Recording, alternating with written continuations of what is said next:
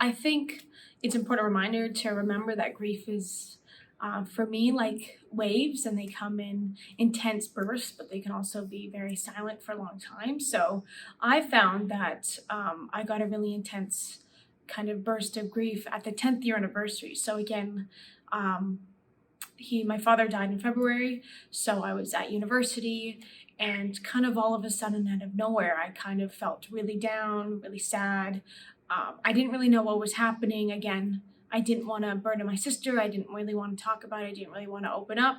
So I felt like I was losing control of kind of how I was feeling on the outside. So that kind of internally reflected, I controlled my exercise and how much I ate. So as a result of this, I did develop anorexia in my second year of university, and depression, which kind of ate into the eating disorder.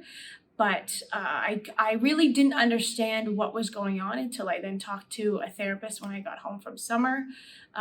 She said, "Why do you think this is happening to you?" And it was kind of looking in and saying, "Oh, it's because I haven't really talked about my dad in a while.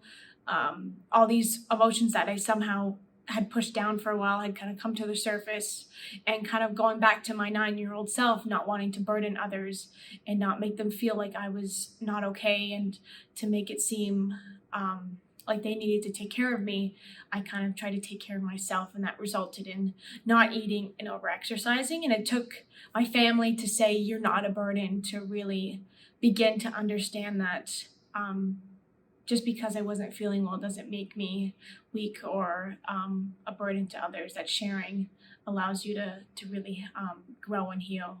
So it took me a while, but it did conspire like 10 years later, kind of out of nowhere, in a wave of grief that kind of pushed me to have to reflect and to dig deeper into kind of what was happening.